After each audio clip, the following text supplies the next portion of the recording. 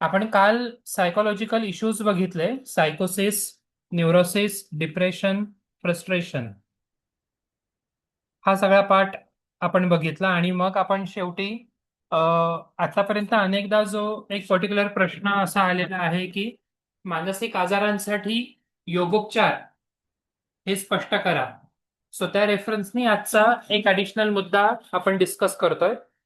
मग पुढच्या आठवड्यामध्ये शेवटचं जे आपलं युनिट आहे, चौथं युनिट, ते आपण सुरू करू.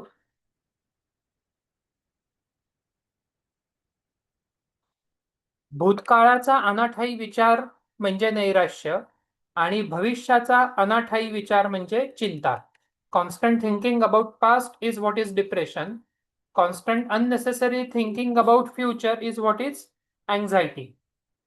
या दोघांमध्ये होतं काय की आपल्या हातामध्ये जे काही करण्यासारखं आहे ते सोडून इतर सगळं आपण विचार करत असतो. जे होऊन गेलेलं आहे आणि जे अजून झालेलं नाही, व्हायचं आहे, रादर ते तसं होणार का नाही ही खात्री नाही. आपल्या हातात नसलेल्या गोष्टींवर आपण जास्त विचार करतो, म्हणून आपण अस्वस्थ होतो. आता इथे योगाचा नेमका संबंध नेमका संबंध हा कसा येतो, तर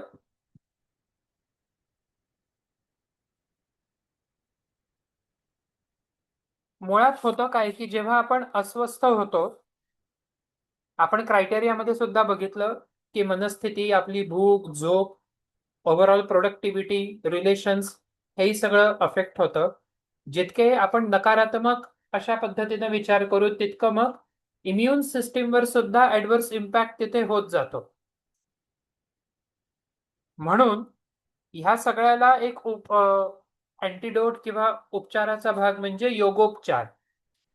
योगोपचारामध्ये नेमकं काय काय येतं, अर्थात पतंजलींची योगसूत्र आणि योगासनं, अन्नमय कोशाचा भाग, हे सगळे मुद्दे बघतात. ह्या बऱ्याचशा गोष्टी तिथे आहेत. योगिक पोश्चर अर्थात आसनं, योग निद्रा,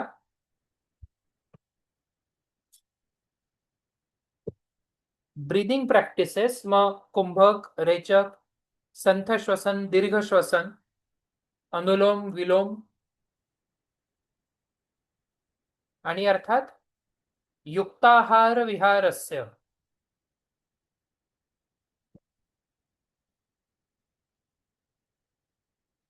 फिजिओलॉजी सोबत सायकोलॉजीचंही आपल्याला तिथे जी स्पेशालिटी आपण म्हणू किंवा ते ज्ञान असणं आवश्यक आहे. कारण असं, प्रत्याहार अष्टांग योगातला एक महत्वाचा मुद्दा, प्रत्याहार. आता होतं काय की ठराविक आपली जी काही जेवणाची, झोपण्याची जी वेळ आहे ती जर का सातत्यानं डिस्टर्ब होत गेली, मेंदूतला हा जो भाग आहे हायपोथॅलॅमस, हा हळूहळू तिथे डिस्टर्ब होतो. कारण हायपोथॅलॅमसचं कामच असं आहे मूलभूत गरजांवरती नियंत्रण ठेवणं. मग वेळच्या वेळेला जेवण नाही झालं किंवा वेळच्या वेळेला झोप नाही झाली, आवश्यक ते जेवण, आवश्यक ते झोप नाही झाली, की हायपोथॅलॅमस तिथे डिस्टर्ब होतो. हिपोकॅम्पस आणि डिप्रेशनचं काल आपण सविस्तर बघितलेलंच आहे. अॅमिगडेला हा भावनांवरती नियंत्रण करणारा मेंदूतला महत्वाचा भाग आहे.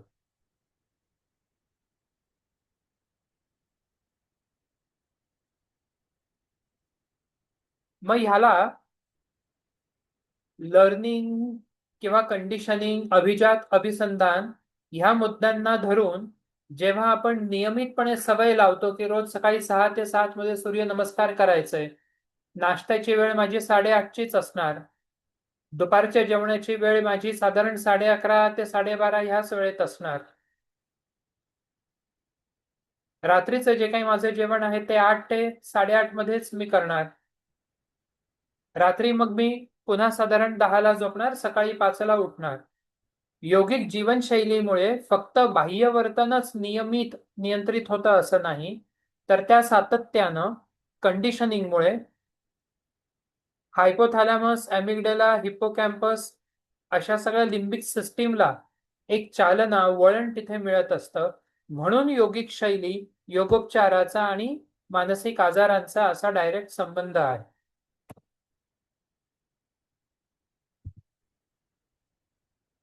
जितकं जास्त योगाचा सराव असेल तितकं अर्थात आपल्या अपेक्षा सुद्धा कमी होतात. त्या त्यामुळे कालचा महत्वाचा मुद्दा म्हणजे फ्रस्ट्रेशन कमी होतं.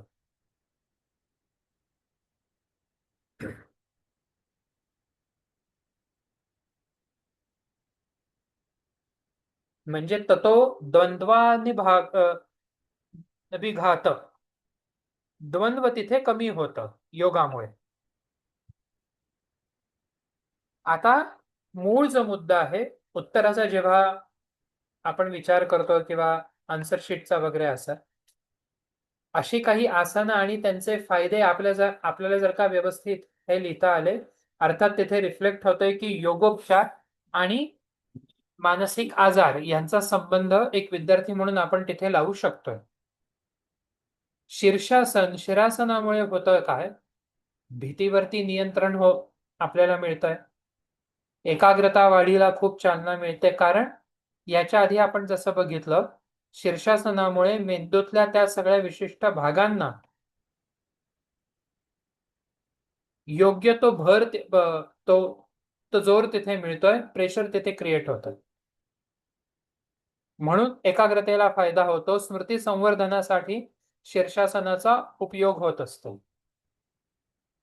गमतीचा भाग म्हणून एक असा, फार पूर्वी सकाळमध्ये न्यूजपेपरला चिंटू नावाचं एक सदर किंवा ते ड्रॉइंग असायचं. तर एकदा चिंटूचे बाबा चिंटूला घेऊन शीर्षासन करतात. शीर्षासनाच्याच फेजमध्ये ते चिंटूला म्हणतात की बघ, फायदे समजले ना तुला? हे हे शीर्षासन किती चांगलं आहे, उपयुक्त आहे ते.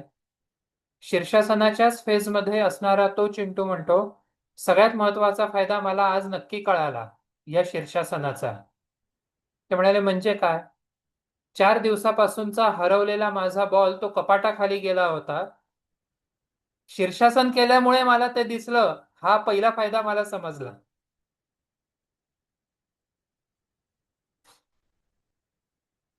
अपार्ट फ्रॉम दॅट,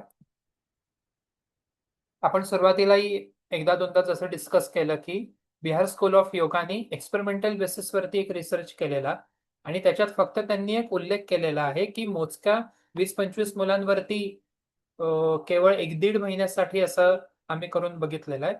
पण कॉन्क्रीट रिझल्टसाठी सॅम्पल साईज ही जास्त हवी आणि इंटरव्हेन्शनचं स्पॅन सुद्धा जास्त हवा. पश्चिमोत्तानाचा जर का नियमितपणे सराव अतिचंचल मुलांकडून करून घेतला तर मुलांमधली ती अतिचंचलता कमी होते, कॉन्सन्ट्रेशन व्हायला मदत होते. महत्वाचं कारण असं, जी आपण पोझिशन बघतोय, पाठीच्या कणाला तिथे योग्य तो दाब किंवा प्रेशर तिथे मिळतंय म्हणून. अर्थात आकृत्या काढणं काही अपेक्षित नाही, पण एखादं विशिष्ट आसन आणि त्याचे होणारे फायदे योगोपचाराला अनुसरून अशा पद्धतीनं जर उत्तर आपल्याला तिथे लिहिता आलं तर हे हायलाइट होतं की या विद्यार्थ्याला योगशास्त्र आणि अर्थात मानसशास्त्र हे दोन्ही विषय विद्यार्थीच्या त्या फेजमध्ये चांगल्या अर्थानं समजलेले आहेत. सर्वांगासन.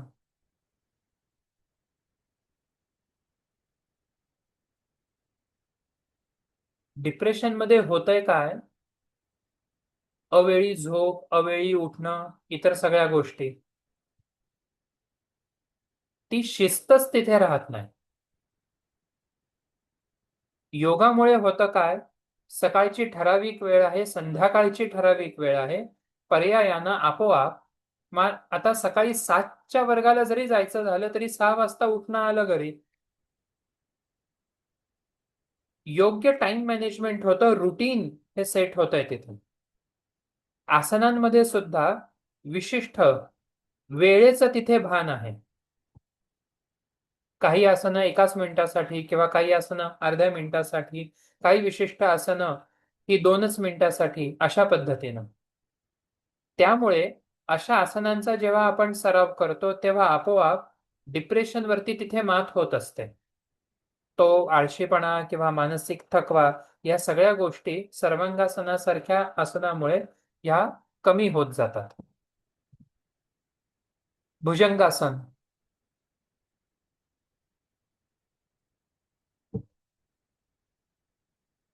मान आणि पाठ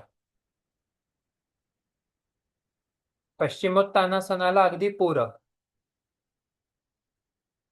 योग्य तो व्यायाम पाठीचा तिथे होतोय, मणक्याचा तिथे होतोय तो व्यायाम. म्हणून एकाग्रतेसाठी योगातली ही विशिष्ट आसनं यांचा तिथे फायदा होत असतो.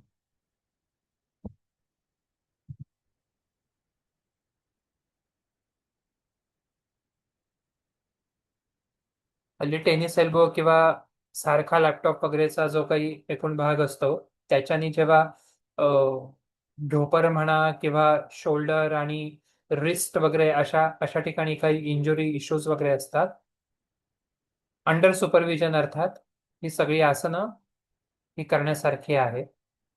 इथे सुद्धा आपल्या लर्निंगचं किंवा कंडिशनिंग मध्ये जसं आपण बघितलं, टप्प्याटप्प्यानं सवय होत जाते.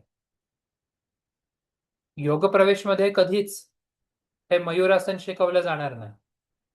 तिथे सुरुवातीचे 8-10 दिवस, 2 आठवडे आ- आधी पूरक हालचालीच असतील, नंतर आसनांकडे किंवा नंतर सूर्यनमस्कारांकडे अशा पद्धतीनं आपण हे वळतो. म्हणजे from known to unknown, from simple to difficult, easy to complex. शिक्षणामध्ये जी तत्व आहेत तीच तत्व योगामध्ये सुद्धा, मानसशास्त्रात सुद्धा वापरलेली आहेत.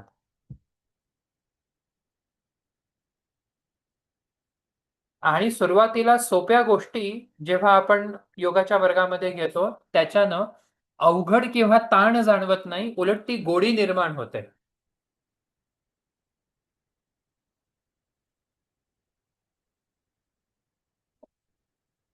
अच्युत गोडबोलेंच्या मनात पुस्तकामध्ये एक उल्लेख असा आहे, कानाच्या जवळ ऑडिटरी सिस्टीम आहे, टेम्पोरल लोब आहे.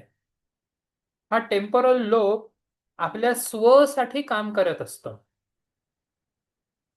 स्वप्रतिमा, स्वभावना, स्वसंकल्पना वगैरे. त्रिकोणासनामध्ये ह्याच टेम्पोरल लोब वरती आपण काम करत असतो. अशा पद्धतीनं ही संशोधनं होत आलेली आहे, अर्थात अजूनही चालू आहे. कुठल्या आसनामुळे शरीराच्या किंवा मेंदूच्या कुठल्या भागावर काय दाब निर्माण होतो, त्यामुळे 1 महिना योग शिकला किंवा 2 महिने योग शिकलो किंवा 6 महिने केलो आणि मग प्री आणि पोस्ट असे फरक, अशी संशोधनं झाल्यामुळे जो प्रश्नपत्रिकेतला महत्वाचा मुद्दा आहे योगोपचार, तर तिथे हे हे सगळे मुद्दे येणं आवश्यक आहे.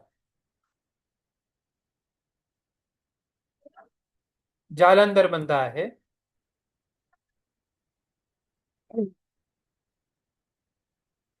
जालंधर बंदचा आणि स्पीच डिसऑर्डरचा,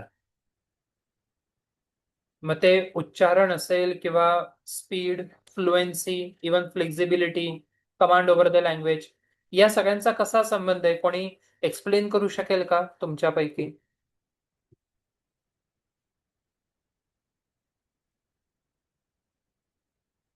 ज्युगुलर एरिया असल्यामुळं त्या त्या एरियामध्ये ऍफेक्ट होत असतात. हा हा, बरोबर. नर्व्स वगैरे, arteries, there there passage is clear. Correct. Okay. अजून काही?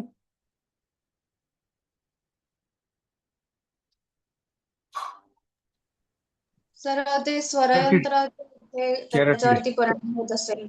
हो. बंद बांधल्याने तो वायू खाली म्हणजे आपण तो रोखून धरतो, हम्म. त्यामुळे त्याच्यावरती प्रेशर क्रिएट होऊन काहीतरी परिणाम होत असेल योग्य तो. बरोबर बरोबर, करेक्ट. आणि शिवाय कॅरेटिड कॅरेटिड हा, फ्लेक्सेस तिथं असतात. कॅरेटिड सॉरी. कॅरेटिड फ्लेक्सेस तिथं असल्यामुळे जास्त इफेक्टिव्ह होतात कॅरेटिड. Correct correct. आणखीन आता सुद्धा अजून ऑब्झर्व जर का केलं, जे आपण जरी तोंडाने बोलत असलो, व्होकल कॉर्ड्स इथे हलत असल्या तरीही बोलण्यासाठी सुद्धा श्वास पर्यायानं पोटाची छातीची हालचाल तिथे आहे. मला जर एक वाक्य बोलायचं असेल तर पहिले नकळतपणे मी श्वास घेतो, त्या श्वासामध्ये पुढचं वाक्य मी बोलतो. श्वासावरचं हे नियंत्रण जालंधर बंदामध्ये अधिक इफेक्टिव्हली काम करत असतं. पर्यायानं जालंधर बंदाचा आणि वाचा दोष यांचा संबंध आहे. विशेषतः लहान मुलांच्या बाबतीत अशा तक्रारी असतात किंवा असा अनुभव असतो की शाळेत असताना काहीतरी समस्या जाणवते, जसजसा मोठा होत जातो मग ती समस्या कमी होत जाते. श्वासावर नियंत्रण येत जातं म्हणून ती समस्या कमी होते.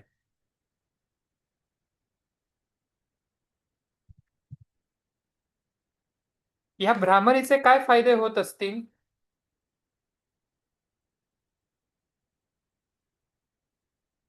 सर त्यांनी Vibration सारखं. मेलॅटोनिन सिक्रिशन वाढतं. हा त्याच्यामुळे रिलॅक्सेशन मिळतं पूर्ण बॉडीला, म्हणजे मेंदूकडून सिग्नल्स मिळतात पूर्ण बॉडीला रिलॅक्स होण्यासाठी. झोपही चांगली येते ज्यांना झोपेचे त्रास असतात. बरोबर. आणि मेंदू शांत झाल्यामुळे बाकीच्या मानसिक तक्रारी आहेत त्या पण कमी व्हायला मदत होते. करेक्ट. सर, जेव्हा षण्मुखी मुद्रा बांधून भ्रामरी केला जातो तेव्हा ज्यांना कानाचे काही त्रास असतात त्यांचे पण ते कमी व्हायला मदत होते. म्हणजे जो एक आवाज येतो कॉन्स्टंट किंवा ज्या काही कानाच्या तक्रारी असतात तर हो. त्याच्यासाठी ते फायदेशीर असतं. बरोबर. सर, वायू बरोबर साऊंड वेव्स असतात त्यामुळे ब्रेनला फरक पडतो का भ्रामरीमध्ये विशेष करून? हो हो जर करेक्ट. आपल्याला ग्रंथांतर्गत बघायचं असेल तर त्यांनी परिणाम पण तसाच सांगितला की आनंदाच्या उर्मी निर्माण होतात भ्रामरी प्राणायामामुळे. हो तर पॉझिटिव्हिटी वाढायला मदत होते. बरोबर.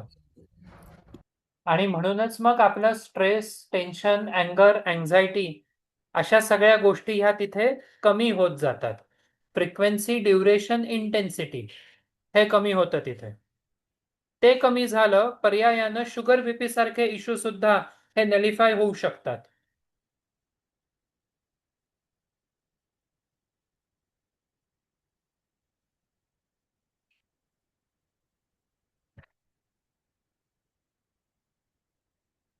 एकदा वायवासाठी तो पार्ट 1चा ग्रुप होता एके ठिकाणी आणि तिथे जे माझ्या सोबतचे होते कलिग तर त्यांनी असं विचारलं की भ्रामरीबद्दल काय सांगाल तुम्ही. 2 विद्यार्थ्यांनी अगदी कॉन्फिडेंटली आणि तितक्याच इनोसंटली सांगितलं, भ्रमर ऋषींनी ह्याच्यावर काम केलेलं म्हणून याला भ्रामरी प्राणायाम असं म्हटलं. MA पार्ट 1 योगशास्त्र.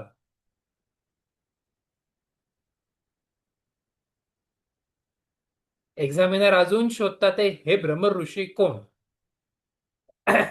दुर्वासा ऋषी वगैरे माहिती होतं.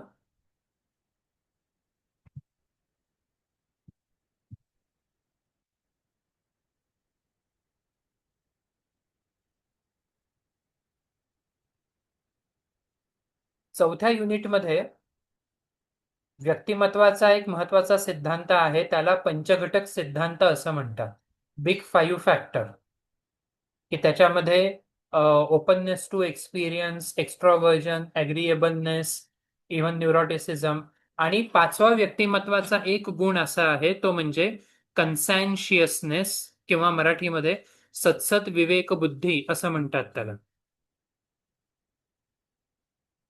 म्हणजे तुम्ही किती नीटनेटके आहात, किती टापटीप आहात, किती शिस्तीनं काम करतात आणि सगळ्या गोष्टी किती व्यवस्थित करतात. हा हा गुण तुमच्या व्यक्तिमत्वामध्ये आहे की नाही, असेल तर त्याचं प्रमाण किती. हे डिस्कस करण्याचं आत्ता मुख्य कारण असं, डॉक्युमेंटेड रिसर्च असे आहेत की ज्यांनी असं दाखवून दिलेलं आहे, योगाच्या नियमित सरावानं ज्या लोकांमध्ये पूर्वी शिस्त नव्हती त्यांच्यामध्ये हळूहळू शिस्त येत गेली. एक प्रकारचं routine, structured, systematic, discipline lifestyle त्या लोकांचं योगामुळे डेव्हलप होत गेलं. नियमन म्हणजे आणखीन वेगळं काय?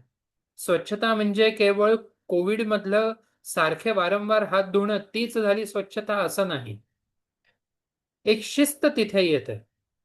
योगोपचार ही योगिक जीवनशैली आहे. आसनांपुरतच मर्यादित आहे असं नाही. ईश्वर प्रणिधान आणि इतर अनेक गोष्टी आपण कालही डिस्कस केलेल्या आहेत.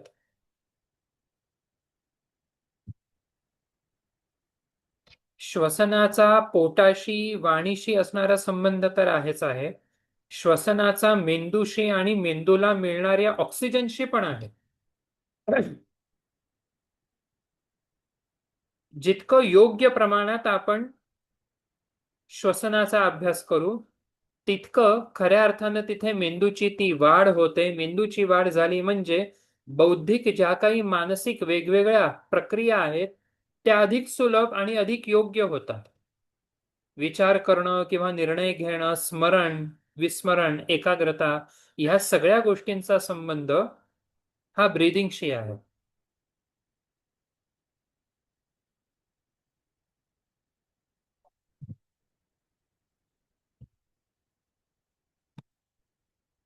आता कल्पना करा की 16-17 वर्षाचा मुलगा, आई वडील दोघंही जॉबला आहेत आणि तो मुलगा जर का दिवसभर क्राईम पेट्रोल, सावधान इंडिया किंवा सध्या नेटफ्लिक्सवरचे जे काही व्हायलंट मूवीज आहेत तेच जर का तो वारंवार बघत असेल, ऐकत असेल, बोलत असेल, त्याच्या मानसिकतेमधून होणाऱ्या क्रिया किंवा प्रतिक्रिया या आणखीन वेगळ्या काय असतील?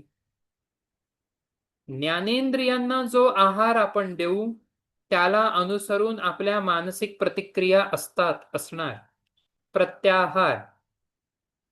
ज्ञानेंद्रियांना जर का आपण सात्विक, योग्य, सशक्त असा आहार दिला मग तिथे सम्यक ज्ञान, सम्यक वगैरे जे जे आहे सगळं की योग्य ते वाचन, योग्य ते बघणं, योग्य ते बोलणं, योग्य ते चिंतन करणं, तर आपले विचार सुद्धा तसे होतात. वारंवार जर आपण हिंसकच काहीतरी बघत असू मानसिकतेच्या क्रिया सुद्धा त्याच पद्धतीनं होणार. म्हणून आपण काय बघतोय, आपण काय ऐकतोय, आपण काय बोलतोय, आहार हे केवळ त्या जेवणाच्या आहारापुरतच ते मर्यादित आहे असं नाही, तर ज्ञानेंद्रियांना मिळणारा तो आहार.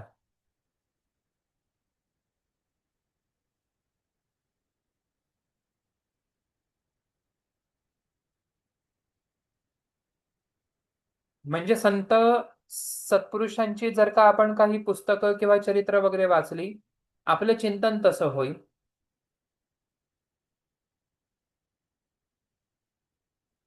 किंवा बाकी जर का संध्याकाळी टिपिकल त्या प्रायव्हेट न्यूज चॅनल्स लावल्या, मोठमोठ्या आवाजात ऐकल्या, बघितल्या, सपट परिवार महाचर्चा जशी असते ती, आपलं सुद्धा वर्तन किंवा वृत्ती तशी होते. मग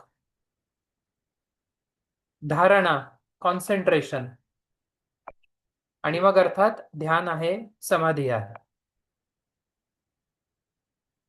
ह्या शेवटच्या 2 मुद्द्यांचा आणि आदर्श व्यक्तिमत्वाचा संबंध आपण पुन्हा इन डिटेल डिस्कस करू जेव्हा 4th युनिटमध्ये पण असाच एक प्रश्न आहे की जिथे त्यांनी असं म्हटलेलं आहे की उत्तम व्यक्तिमत्वाची लक्षणं कुठली.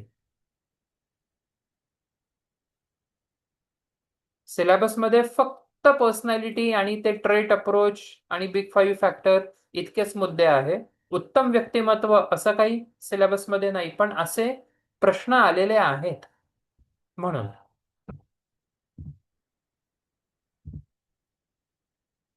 हे तुमच्यापैकी कोणी एक्सप्लेन करू शकेल? पंचकोश आणि मानसिक आजार किंवा वृत्ती.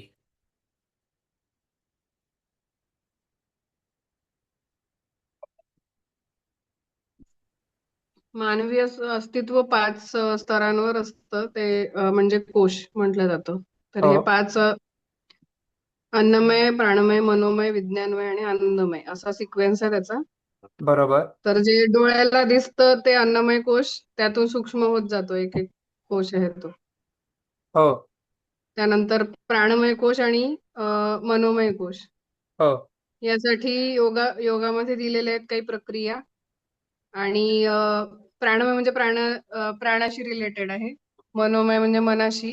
विज्ञानमय म्हणजे तुमचे इंटेलेक्च्युअल जे आहे त्या हो. रिलेटेड आहे. आणि आनंदमय कोश म्हणजे खूप पुढच्या लेवलची स्थिती आहे ती. तर बरोबर. त्यासाठी म्हणजे कैवल्य जे आपण म्हणतो ते आनंदमय कोशामध्ये येऊ शकतं. कैवल्य प्राप्ती किंवा मोक्ष जे आहे ते. हो. ती सगळ्यात वरची लेवल आहे. हो. म्हणजे तेव्हा आपण आपल्या ओरिजिनल फॉर्म मध्ये किंवा आपल्या ओरिजिनल स्टेट मध्ये असतो. आनंदमय कोश. म्हणजे थोडक्यात आणि असं. हो, बोला बोला. कुठल्याही कोशामध्ये बिघाड झाला तरी तो आपल्या शरीरावर दिसतो. अन्नमय कोश जे आपण म्हणतो. आता मानसिक आपल्या आता या टॉपिकशी संबंधित मनोमय कोश आहे. सायकोलॉजी आपण जे म्हणतो. हो. म्हणजे थोडक्यात असं आहे, पाडव्याला दुपारी वेलची घातलेलं श्रीखंड चांगलं 2-2.5 वाटी आपण खाल्लं आणि नंतर आपण अपेक्षा अशी करू का वेस्टर्न सायकोलॉजीचा अभ्यास करू चांगले 2 तास दुपारी? अन्नमय कोश, त्या अन्नातूनच प्राण हा तयार होत असतो किंवा त्या अन्नाचा परिणाम प्राणावर होत असतो, अर्थात ऊर्जा. म्हणून प्रत्याहारामध्ये असं म्हटलेलं आहे, आवश्यक तेवढंच मित आहार, थोडस कमी. ते जर खाल्लं तर आपण फिजिकली जास्त ऍक्टिव्ह असू. अगदीच पोटभर खायला पाहिजे, गळ्यापर्यंत यायला पाहिजे. इवन प्रेग्नन्सीच्या बाबतीत सुद्धा डाएट लोक सुद्धा सांगतात. आता इथे अनेकदा आपल्या धारणा किंवा समजुती कशा गमतीदार असतात, विथ ड्यू रिस्पेक्ट. त्या आईचं वजन मुळात 70 किलो असतं साधारण. आईच्या पोटामध्ये, गर्भामध्ये एक छोटंसं ते बाळ असतं, ज्याचं वजन जास्तीत जास्त 2 किलो असेल, फार फार तर 3 किलो. त्या गर्भवती आईला बाकीची लोक किती आग्रह करतात, आता तू एकटी नाहीये, आतमध्ये एक जीव आहे, खा अजून 2 पोळ्या. 70 किलो असलेल्या वजनाच्या त्या आईच्या पोटात दुसरं 70 किलोचं बाळ नसतं डबल डबल खाऊ घालायला. तो योग्य तो आहार जर असेल अन्नमय, तर ऊर्जा तशी होणार. जशी ऊर्जा असेल त्याचा परिणाम मनावरती होणार. म्हणून खूप जड जेवण झाल्यावरती आपल्याला झोप येते, कारण की ऊर्जाच नाही तिथे. थोडंसं कमी खाल्लं तर आपल्याला काहीतरी सुचतं, कारण ऊर्जा आहे. आणि मग नंतर पुढे जे सुचतं, जाणवतं, रिअलाइज अवेअरनेस आपण म्हणू, किंवा मगाचा मुद्दा म्हणजे सत्सत विवेक बुद्धी, विज्ञानमय कोश. माझं मला ठरवता येतं काय योग्य काय अयोग्य, विवेक काय, वैराग्य काय. आणि मग नंतर त्याच्यातून मला जाणवणारा, मिळणारा तो आनंद. योगोपचारामध्ये अशा पद्धतीनं ह्या पंचकोशांचं कन्सेप्च्युअल अंडरस्टँडिंग जर आपल्याला असेल, सिलेबसमध्ये जरी नसलं तरीही ह्या पंचकोशाचाच उपयोग ईटिंग डिसऑर्डर साठी होत असतो, आणि प्रत्याहाराच्या माध्यमातून. Anorexia nervosa, bulimia nervosa, eating disorder, असे पण काही जण असतात की ते बकासुरासारखे खात असतात, भस्म झाल्यासारखं. 10-10 पोळ्या खाऊन सुद्धा त्यांना असं वाटतं की अरे आपण अजून काहीतरी खावं. किंवा काही जणांचं ते मॉडेल्स वगैरे बघून की नाही मला अजून स्लिम ट्रिम व्हायचंय, अजून बारीक व्हायचंय, अजून बारीक व्हायचंय, म्हणून ते खातच नाही. वमन महिन्यातून एकदा किंवा दोनदा, ते पण सकाळच्या वेळेला योगशास्त्रात आहे. इटिंग डिसऑर्डर वाली लोक काय करतात, जेवण झाल्यानंतर वाटेल तेव्हा ते वमन करतात. मी आता खूप खाल्लेलं आहे, आता ते सगळं कॅलरीज आणि फॅट वगैरे होईल, मग जाऊ दे, जे खाल्लंय ते बाहेर काढू. हा अप्रोच, त्याला अँटीडोट म्हणून पंचकोश अर्थात शुद्धिक्रिया. शुद्धिक्रियांचा संबंध मानसिक आजारांसाठी कसा बरं असेल?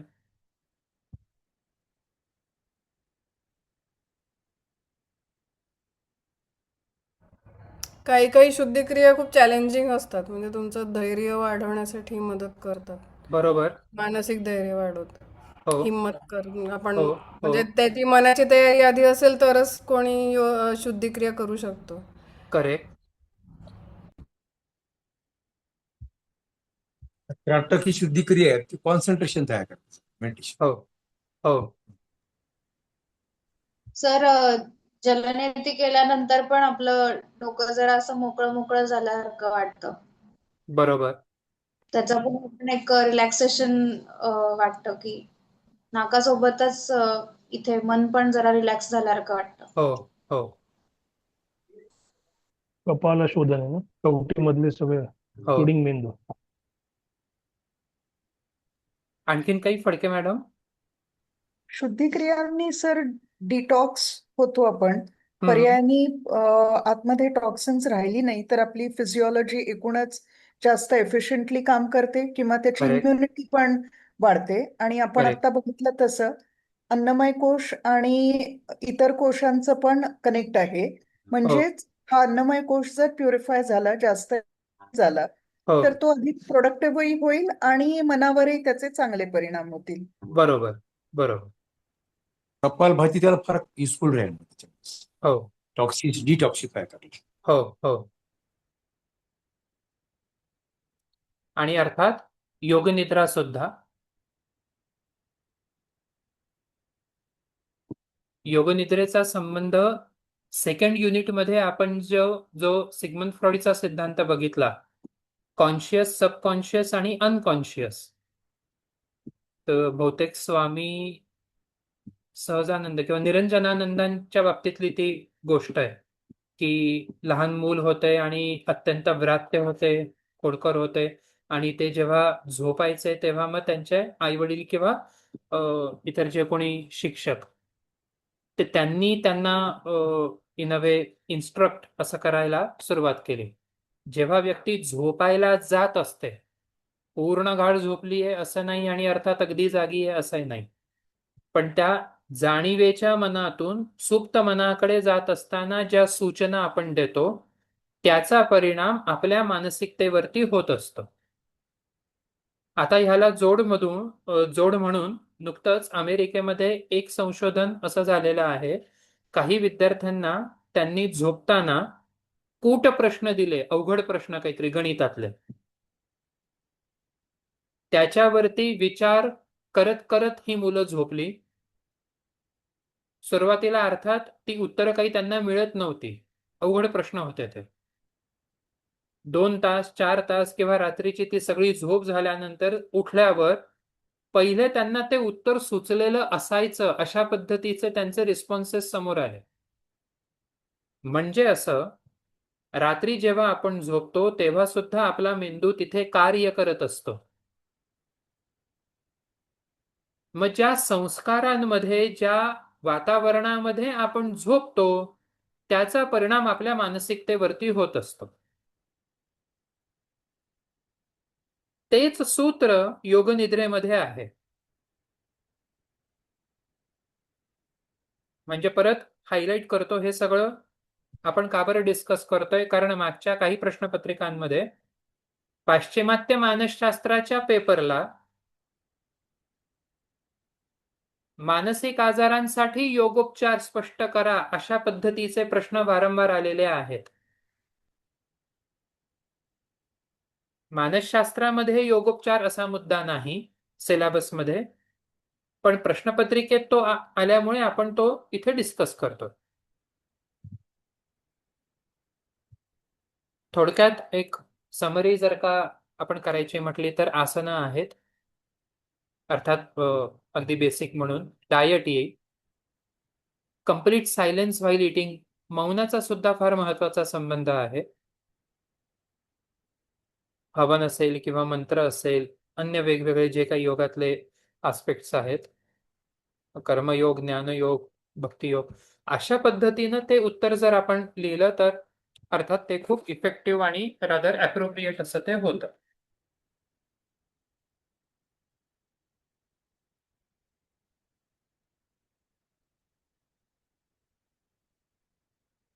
होतंय रिलेट? येस. सर. ओके. आता चौथा आणि शेवटचं युनिट सुरू करण्याआधी जो मूळ गाभा आहे चौथ्या युनिटचा तो आहे व्यक्तिमत्व.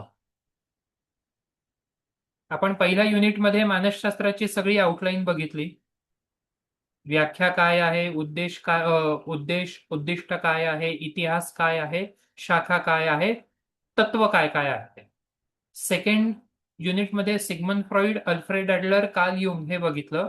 थर्ड युनिटमध्ये डिप्रेशन, फ्रस्ट्रेशन, सायकोसिस, न्यूरोसिस हा सगळा भाग बघितला. आज योगोपचाराचा भाग बघितला. चौथ्या युनिटची जी आउटलाईन आहे ती आहे व्यक्तिमत्व. सर्वसामान्यांसाठी व्यक्तिमत्व म्हणजे काय, तुम्ही काय सांगाल?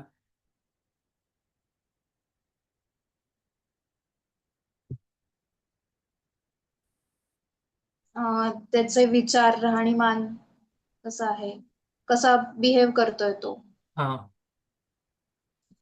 बरोबर, अशा काही गोष्टी. त्याचं Right. फिजिक कसं आहे ह्याच्याकडे पण लोक जास्त लक्ष देतात. करेक्ट करेक्ट, मान्य. फ्रॉम लेमॅन्स पर्स्पेक्टिव्ह व्यक्तिमत्व म्हणजे फक्त आणि फक्त अपिअरन्स किंवा आउटर आस्पेक्ट, ओव्हर्ट बिहेवियर. माणूस दिसतोय कसा, कपडे कसे घालतो, नोकरी कुठे करतो, इन्कम किती आहे, वगैरे वगैरे.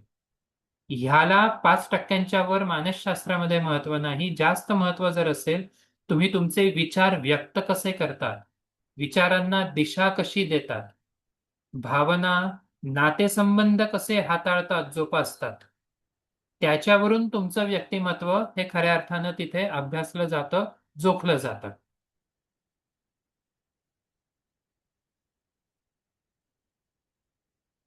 आणि म्हणून व्यक्तिमत्वाबद्दल खूप सुरुवातीपासून संशोधन होत आलेलं आहे. हिपोक्रेट्स नाव कदाचित माहिती असेल अनेकांना. त्या हिपोक्रेट्सनी सुद्धा व्यक्तिमत्वाचा आणि मानसशास्त्राचा संबंध अभ्यासण्याचा एक छान प्रयत्न केला.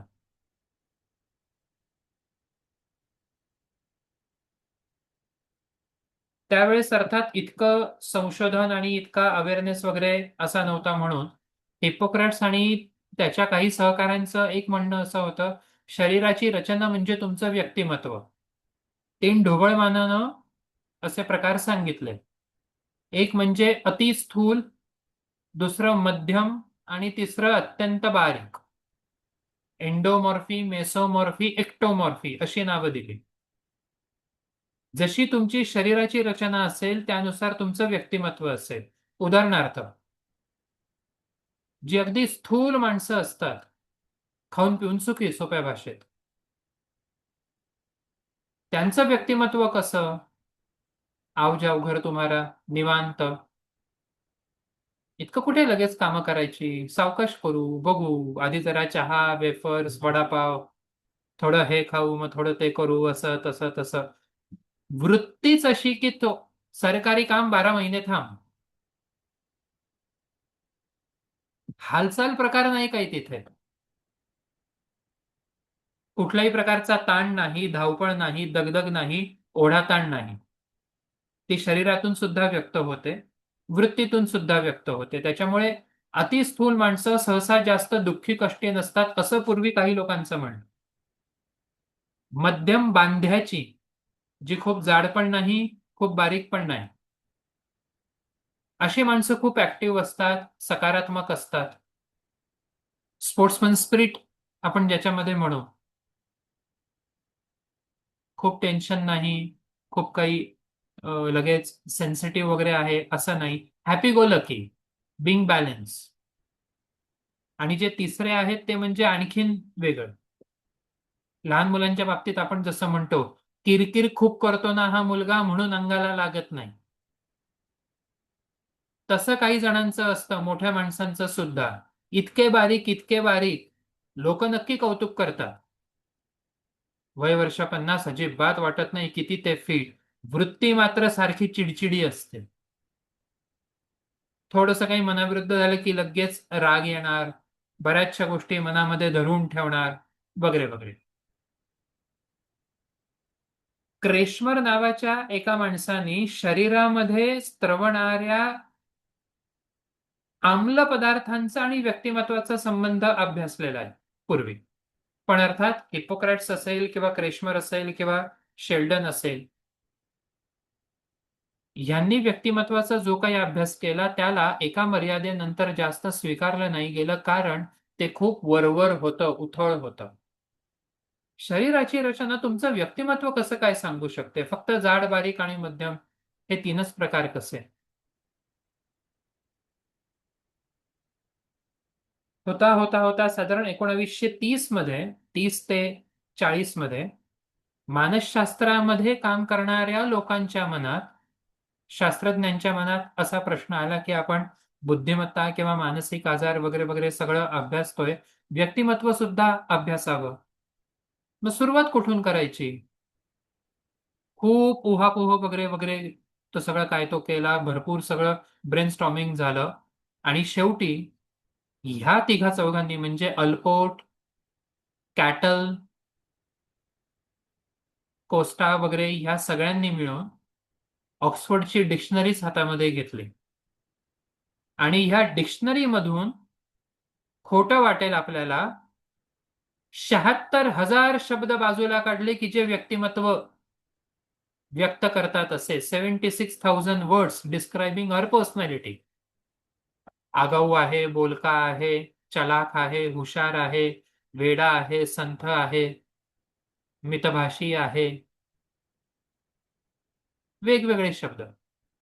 आता 75-76,000 शब्दांवरती संशोधन करणं, अभ्यास करणं शक्यच नाही. म्हणून मग काय करत गेले ते पुढे ग्रुप करत गेले. हुशार म्हणजे काय? इतर 10 ट्रेट मिळून ते हुशार झालं. बोलका म्हणजे काय? इनिशिएट घेणारा किंवा पुढाकार घेणारा, बोलायला आवडतो तो, अमुक तमुक तमुक करून. असं करत करत 76,000वरून ही यादी सुरुवातीला 35,000वर आली, मग नंतर 30,000वरती, मग 12,000, मग 5,000, मग 10,000. करता करता करता कॅटल नावाचे जे काका आहेत, आरबी कॅटल, ते 32 घटकांवरती किंवा 16 ट्रेट्स वरतीच थांबले.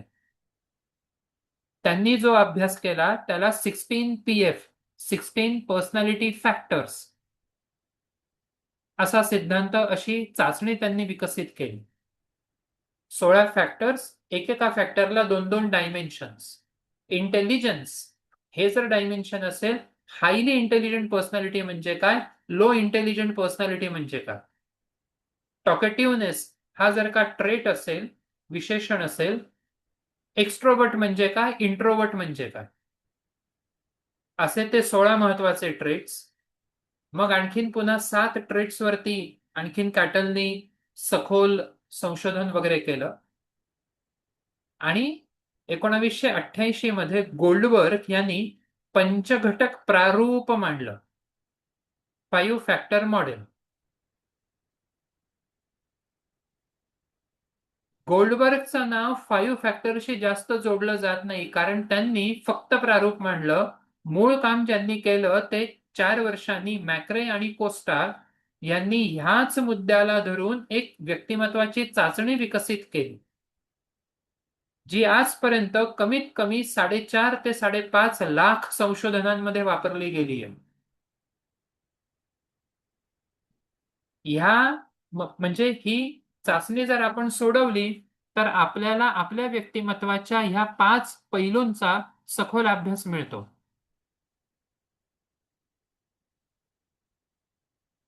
सोमवारच्या व्याख्यानामध्ये आपण सविस्तर हे 5 घटक आपण बघू. आता थोडक्यात सांगायचं झालं तर ॲक्रोनिम आहे ocean, OCEAN. O stands for openness to experience, म्हणजे मराठीमध्ये अनुभव सन्मुखता. सी म्हणजे कन्सेन्शियसनेस, सतसत विवेक बुद्धी. ई स्टँड्स फॉर एक्स्ट्रोवर्जन, बहिर्मुखता. काल युंगच्या वेळेस इंट्रोवर्ट एक्स्ट्रोवर्ट जे आपण डिस्कस केलं तेच मुद्दे इथे आहे. म्हणजे अभ्यासाचा एक मुद्दा इथे आपोआप कमी झाला. ओपननेस टू एक्सपिरियन्स, मग कन्सेन्शियसनेस, एक्स्ट्रोवर्जन. ए स्टँड्स फॉर अग्रीएबलनेस, सहमती दर्शकता. नातेसंबंध कसे जोपासतात तो भाग येतो, अग्रीएबलनेस. आणि एन म्हणजे न्यूरोटिसिझम. टिपिकल मराठीतलं नाव आहे चेतापदशिता. चेतापदशिता.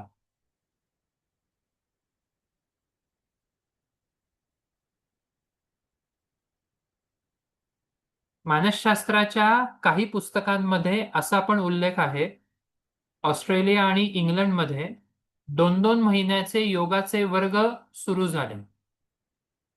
त्यातल्या काही सहभागी व्यक्तींना वर्गाच्या सुरुवातीला आणि शेवटी अशा काही व्यक्तिमत्वाच्या चाचण्या दिल्या गेल्या आणि शिवाय त्यांना रोज डायरी लिहायला सांगितले.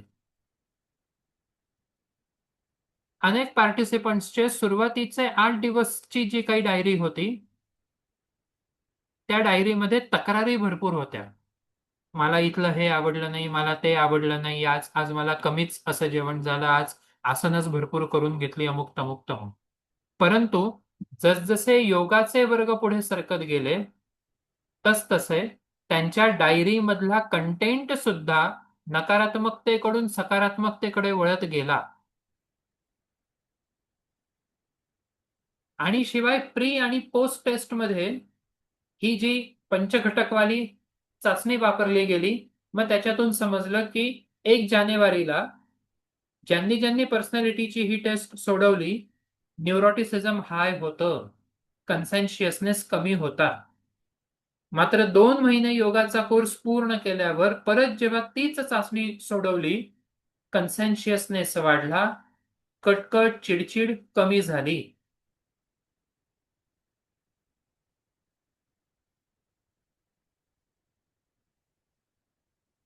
या विषयाला सुरुवात करतानाच एक मुद्दा आपण बघितला होता की योगशास्त्र शिकत असताना पाश्चिमात्य योगशास्त्र कशाला शिकायचं, हे किती कॉन्ट्रडिक्टरी आहे. अत्यंत महत्वाचा एक मुद्दा असा, पाश्चिमात्य लोकांनी जो जो मुद्दा त्यांच्या मनात आला तो तो तपासून बघितला, जोखून बघितला, वस्तुनिष्ठतेच्या त्या स्केलवरती, ऑब्जेक्टिव्हिटी. मग ओंकार असेल किंवा प्राणायाम असेल किंवा गीता असेल किंवा योगातले अन्य उपमुद्दे सुद्धा, निदान 8 दिवस किंवा 15 दिवस, 1 महिना किंवा 2 महिने जर आपण अशा पद्धतीचे काही आपण तिथे प्रयोग केले, त्याच्यातूनच आपले रिसर्च पेपर हे तयार होतात. ऑनलाईन ऑफलाईन जर्नलमध्ये जर का ते पब्लिश होत गेले, ती आपली एक आयडेंटिटी रेझ्युमेसाठी तयार होत जाते आणि आपल्या मुद्द्याला एक चांगलं वजन तिथे येतं. असं तर सगळ्यांना माहिती आहे की गीता खूप चांगली आहे, गीतेबद्दल अनादर नाही, पण आपण जर का ते तपासून बघितलं, आपला एक आणखीन चांगला अभ्यास तिथे होतो. म्हणून योगशास्त्राच्या या सगळ्या 4 सेमिस्टरच्या कोर्सला पाश्चिमात्य मानसशास्त्राची जोड शेवटी दिलेली. व्यक्तिमत्वाचा मुद्दा अर्थात आणखीन व्यापक असा आहे, तो इन डिटेल आपण पुढच्या आठवड्यामध्ये डिस्कस करू. मोस्टली सोमवार, मंगळवार, बुधवार असं आपलं पुढच्या आठवड्यात होईल. शुक्रवार, शनिवार नाही शक्य होणार, कारण की विद्यापीठाच्या म्हणजे काही कामं आहेत तिथे म्हणून. पण मोस्टली मार्च एंड पर्यंत विथ डाऊट्स हा भाग आपला पूर्ण होतोय. तरी अजूनही 10 दिवस आहे. मागच्या वर्षी पर्यंतचे जे काही प्रश्नपत्रिका होत्या, सायकोलॉजीचा भाग प्लीज त्यातला बघा.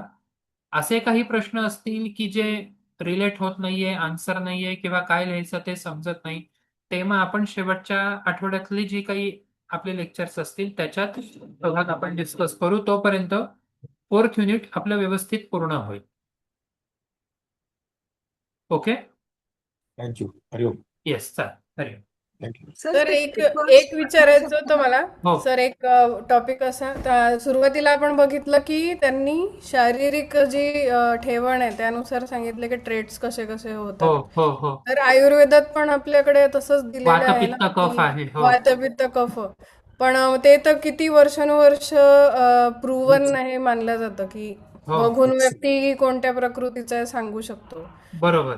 तर ते पुढे जाऊन तुम्ही सांगितलं की अमान्य झालं म्हणजे ते काही फारसं त्याला हे नाही मिळालं, सपोर्ट नाही मिळाला त्या हो स्टेटमेंटला. हो हो हो.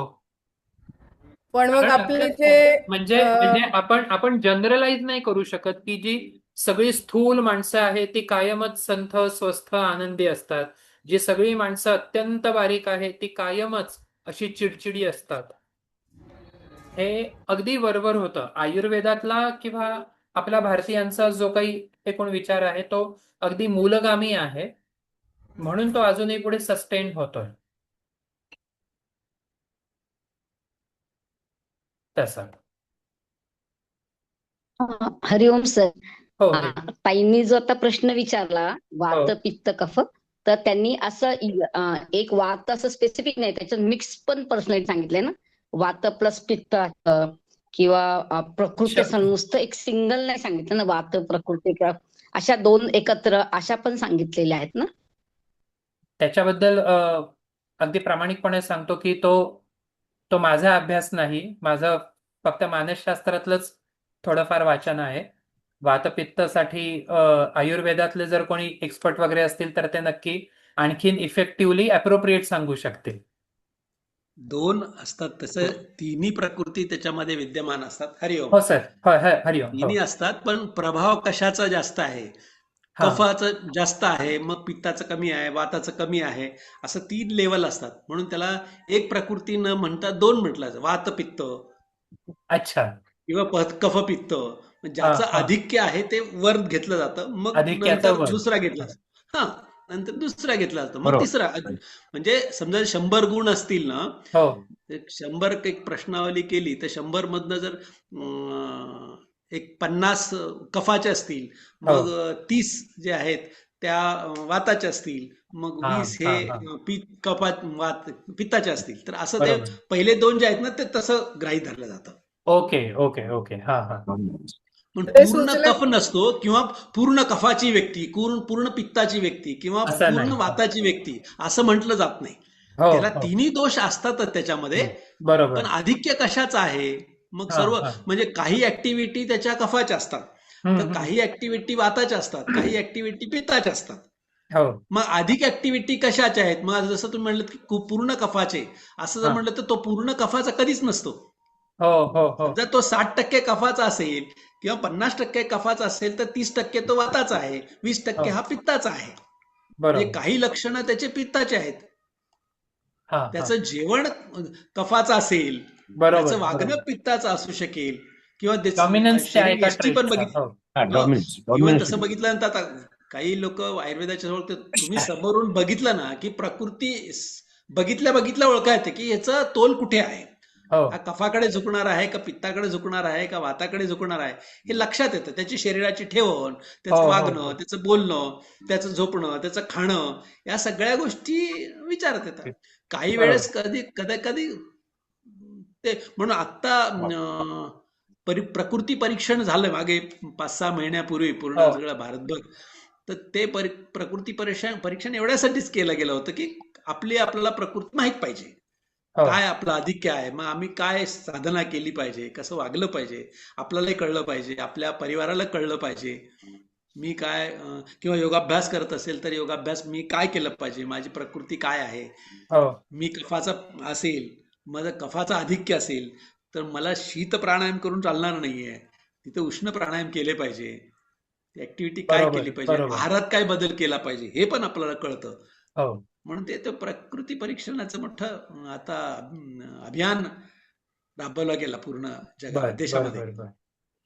तर मग आणि आपण मग- ज्या पर्सनॅलिटीज बघणार आहे ना आता उद्या हो. म्हणजे पुढच्या लेक्चर पासून, मग त्याच्यावर पण असं असेल का की योगोपचार कसं द्यायचे, या पर्सनॅलिटीचा असेल तर त्याला योगोपचार रिलेट कसे करता येऊ हो, हो. शकेल. असं करता येऊ रिलेट शकेल हो. ना? आपल्याला रिलेट करता येते ना. जसं खरंय, आपण खरंय. वातपित्त कफाला रिलेट केलेलं आहे, तसं मानसशास्त्राच्या दृष्टिकोनातूनही प्रकृती आपल्याला कळली तर त्याला रिलेट करता येईल ना. बरोबर. म्हणजे अगदी थोडक्यात सांगायचं झालं, एखादी व्यक्ती आपण काल युंगच्या वेळेस सुद्धा डिस्कस केलं, बहिर्मुख असणारी व्यक्ती आहे, खूप बोलायला आवडतं, ज्ञानेंद्रियांची धावच सगळी बाहेर आहे, अशा व्यक्तीला जर आपण म्हटलं 1 तास ध्यान धारणा कर, ओंकार जप कर, आसनांमध्ये जास्त चांगली रमेल ती व्यक्ती, काहीतरी तिथे ऍक्टिव्हिटी आहे. बरोबर. अंतर्मुख असणाऱ्या व्यक्तीला ओंकार, ध्यान धारणा किंवा चिंतन आणि आत्मपरीक्षण अशा गोष्टींचा खूप उपयोग होईल. अशा पद्धतीनं ते रिलेट करणं ते आहे पुढे. ओके, चालेल. आपण पुढच्या Thank आठवड्यात you, sir. कंटिन्यू करू. सर क्वेश्चन पेपर्सचे PDF पाठवाल का जर असतील तुमच्याकडे तर? हो, पास्ट क्वेश्चन पेपर्स मी ग्रुपला म्हणजे पाठवलेले आहेत मॅडम, एकदा पुन्हा पाठवतो. ऑलरेडी पाठवले? हो ओके हो ओके, मी बघते. मी आठवता येतील तुम्हाला. मानसशास्त्राचे तुम्हाला असाइनमेंटसाठी प्रश्नपत्रिका पाठवली असेल ना. हो, ती पाठवली आहे सर. मग त्याच्यातलेच बघायचं, ते तिथूनच आहेत ना? ओके. मॅक्सिमम तेच केलं. आतापर्यंत प्रश्नपत्रिका पण आलेल्या आहेत प्रश्नाचा प्रश्नसंचय संग्रहच केलेला आहे, तो संग्रहच पाठवलाय ना ग्रुपमध्ये. हो. ओके. येस. नाही, खाली प्रश्नपत्रिका पण पाठवल्यात मॅडम, ज्या जुन्या आहेत ना त्या पण ज्योती मॅडमने आहेत. पाठवले असेल ना. हो हो हो हो हो. आतापर्यंत ज्या आलेल्या प्रश्नांचं संकलन आहे ते. ओके. सरांकडे वेगळे असतील तर ते पण पाठवतील चालेल, कदाचित. हरि ओम. मी फोन केला होता तन्मय हो का? बर, संध्याकाळी. आजच केला होता सर. एंगेज होतो. हो, आजच केला होता. बर, बरं, बोलूया नंतर हो हो हो. सेशन संपल्यावर. करू का लगेच मग हे झाल्यानंतर? मी करतो सर. मी व्हॉट्सअप कॉल करतो तुम्हाला. चालेल चालेल. हो हो ओके ओके. हरिओम. 2 क्लासचे मी मर्ज हरिओम केले काय का? हो हो हो. वेळात सगळ्या एवढ्या चांगली गोष्ट आहे, चांगलं होत आहे ना. असं 4, 5, 10 लोकांमध्ये शिकवण्यापेक्षा एकदा जर मला आकडा बघितल्यानंतर 31-32 झालं, म्हणलं एवढी संख्या रेकॉर्ड ब्रेक आहे. नाही, आणि बघितलं तर काय आता सगळे मला चेहरे ते वेगवेगळे असं दिसले. मला ते आता असं होतंय, फ्रॉइड आणि युंग हं. झोपेत पारायण होता ते आता. HBT कॉलेजला पण फ्रॉइड आहे आणि इथे सुद्धा 4 ठिकाणी फ्रॉइड आहे. बरोबर. हो, चालेल चालेल. चालेल. बोलू मी आपण करतो. लगेच. हो, हो. यांना जाऊ देऊ. हा, हो. Okay okay. चला, हरिओम. रेकॉर्डिंग होतंय ना? हो हरिओम हो सर. हो. ठीक आहे. बाहेर पडतो. Thank you sir.